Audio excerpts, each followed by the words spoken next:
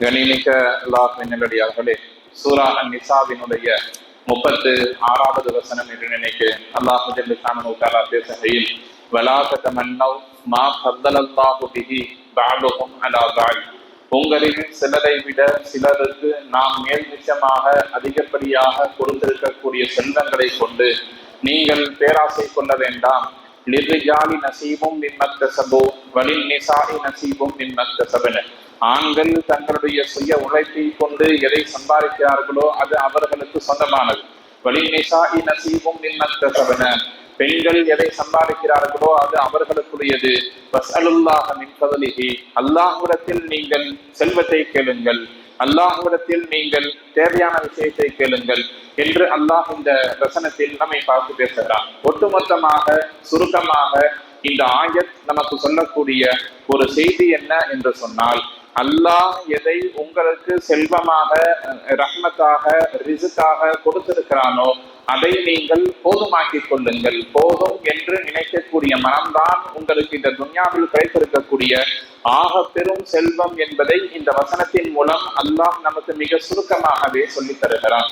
மனிதர்கள் சம்பாதிக்கக்கூடிய விஷயத்துல எப்பொழுது அவர்கள் சிக்கலையும் சிரமங்களையும் கஷ்டங்களையும் வியாபாரத்தில் எதிர்கொள்ளுகிறார்கள் என்று பார்க்கிற பொழுது அல்லாஹ் எல்லாருக்குமே யதார்த்தமான ஒரு கோட்டை வைத்திருப்பான். வியாபாரம், வருமானம், கொடுக்கல் வாங்கல், குடும்பம் என்று சரியான முறையில் ஒரு பாதை சென்று கொண்டிருக்கும். அதை தாண்டி நாம் ஏதாவது கூடுதலாக சம்பாதிக்க வேண்டும் என்பதற்காக வேண்டி ஒரு மனிதன் ஹலாலை விட்டும் தரம் மாறி ஹராமான ஒரு பாதையை தேர்ந்தெடுக்கிற பொழுது அல்லாஹு ஜல்ல ஷானஹு தஆலா அந்த வியாபாரத்தில், வருமானத்தில் இருக்கக்கூடிய பரக்கத்தை எடுத்துவிட்டு சோதனைகளை கொண்டு வந்து சேர்க்கிறார். பேராசையின் மூலம்தான் இந்த துன்யாவில் நிறைய நபர்கள் பொருளாதார ரீதியாக வழிகட்டிருக்கிறார்கள் என்பதை நாம் கவனத்தில் கொள்ள வேண்டும். அல்லாஹ் துன்யாவில எல்லா மக்களையும் ஒரே மாதிரியாக சரிசமமாக படைத்து விடுவதில்லை. பொருளாதாரத்திலும் சரி, குடும்பத்திலும் சரி, உடல் ஆரோக்கியத்திலும் சரி, அந்தஸ்திலும் சரி, எல்லா விஷயத்திலேயுமே ஒருவரை ஒருவர் உயர்வும் தாழ்வுமாகத்தான் வைத்திருக்கிறான். அதுதான் இந்த சமுதாயத்தை சமநிலைப்படுத்துகிறது. அல்லாஹ் எல்லாத்துக்குமே செல்வத்தை கொடுத்து விட்டான் என்று சொன்னால் அதற்கான மதிப்பை நம்மால் உணர்ந்து கொள்ள முடியாது. உப்பை போல் தங்கமும் அதிகமாக துன்யாவில் கிடைக்கிற பட்சத்திலே அதனுடைய விலை தீர்ந்துவிடும், மதிப்பில்லாமல் போய்விடும். எனவேதான் அல்லாஹு ஜல்ல ஷானஹு தஆலா சிலருக்கு செல்வத்தை கொடுத்திருக்கிறான், சிலருக்கு செல்வத்தை குறைத்திருக்கிறான். அவர்கள் கொடுப்பதன் மூலம் நன்மையை தேடிக்கொள்ளுகிறார்கள், இவர்கள் பெற்றுக்கொண்டு துஆ செய்வதன் மூலம் அவர்களுக்கு நன்மையை சேர்த்துக்கிறார்கள். இவர்களும் இறைவனுக்கு நன்றி செலுத்தக்கூடிய அடியார்களாக மாறி போகிறார்கள். எனவே அல்லாஹ் எனக்கு அப்படி கொடுக்கவில்லையே, இப்படி கொடுக்கவில்லையே, அவன் என்னோடு தான் படித்தான், அவன் என்னோடு தான் வேலை செய்து கொண்டிருந்தான், இன்னைக்கு அவன் ஒரு உயர்வான அந்தஸ்திற்கு சென்று விட்டான், இன்னும் எத்தனை காலத்திற்கு தான் நான் இப்படியே இருப்பேன் என்று செல்வத்தின் விஷயத்தில் பிறரை பார்த்து ஒரு மனிதன் படுகிற பொறாமை என்பது அவனுடைய பரக்கத்தை இல்லாமல் ஆக்கிவிடும். பொதுவாக துன்யாவில நிம்மதியாக இருப்பவர்கள், சந்தோஷமாக இருப்பவர்கள், எல்லாவற்றையும் அனுபவிக்கக்கூடியவர்கள் யாருன்னு சொன்னா நடுத்தர மக்களும் அதற்கு கீழுள்ளவர்களும் தானே தவிர பொருளாதாரத்தில் மேம்பட்டவர்கள் துன்யாவை ஒருபோதும் அனுபவிப்பதில்லை. நல்லா கவனத்துல வைக்கணும். யார் ஒரு பெரும் செல்வந்தராக இருக்கிறாரோ அவருடைய வீட்டுல போய் நீங்க சாப்பிட்டு பார்த்தீங்கன்னா சாப்பாட்டில் உப்பு இருக்காது, குடிபானத்தில் இனிப்பு இருக்காது, உப்பை போட்டு சாப்பிட முடியாது, சர்க்கரையை போட்டு சாப்பிட முடியாது, நினைத்ததையெல்லாம் சாப்பிட்டு விட முடியாது. ஒரு ஜெயில் கைது எதை சாப்பிடுகிறானோ அதைத்தான் சாப்பிட்டுக் கொண்டிருப்பார்கள். வெளியிருந்து பார்க்க ரொம்ப அழகா இருக்கும், அற்புதமா இருக்கும். ஒரு மனிதன் காலையில 9 மணிக்கு வேலைக்கு போவார், கடினமாக உழைப்பார், மாலை வீடு வருவார், திடீரென்று ஒரு பொருளாதாரம் கிடைத்தால் கடைகளுக்கு போய் எதை வேண்டுமோ வாங்கி சாப்பிடுவார். அவருடைய உடலில் நோய் நொடிகள் இருக்காது.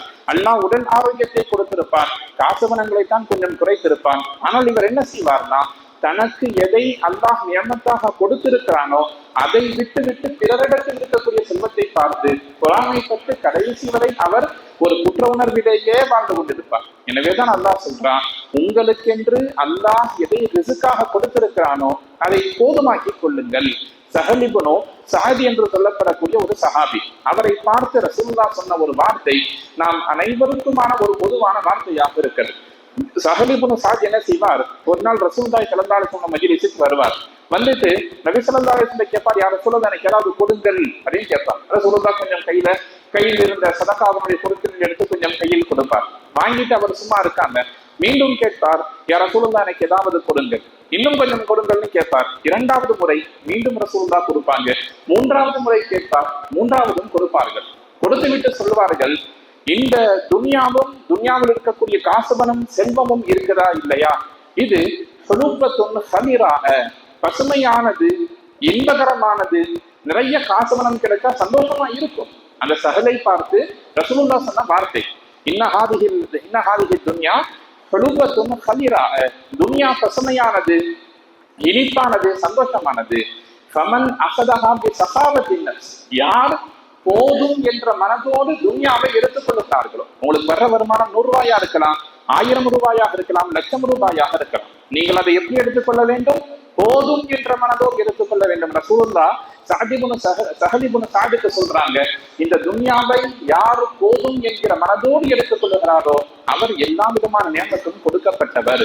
ஒருவேளை உங்களுக்கு 1 கோடி ரூபாய் வருமானம் வந்தாலும் அது எனக்கு போதாது என்று நீங்கள் எடுத்துக்கொண்டீர்கள் சொன்னா, இது எனக்கு 10 நீங்க நினைச்சீங்கன்னா கடைசி வரைக்கும் நீங்கள் துன்யாவை தேடிக்கொண்டே இருக்க வேண்டும்.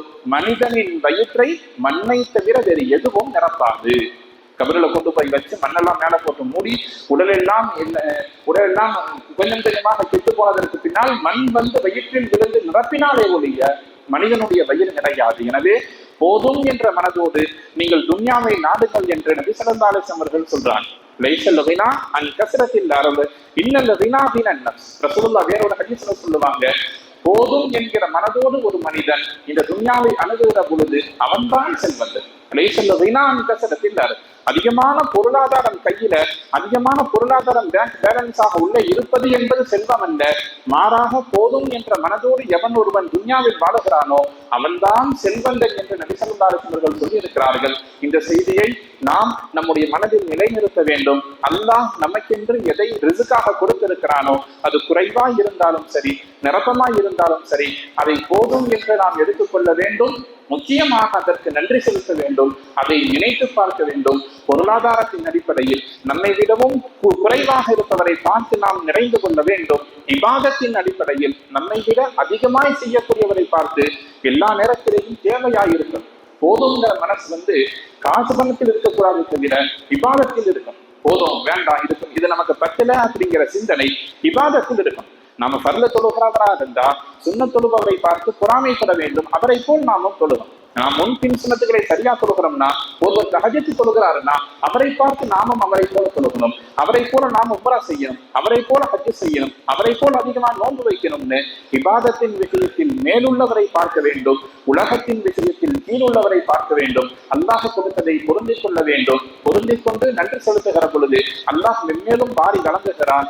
எல்லா நியமத்துகளையும் பெற்று வாழக்கூடிய நல்லடியார்களின் கூட்டத்தில் அல்லாஹ் நம் அனைவரையும் சேர்த்து நல்லவர்கள் புரிவானாக. வாக்குறுதி அல்லாஹ் அல்ஹம்துலில்லாஹி ரப்பில் ஆலமீன்.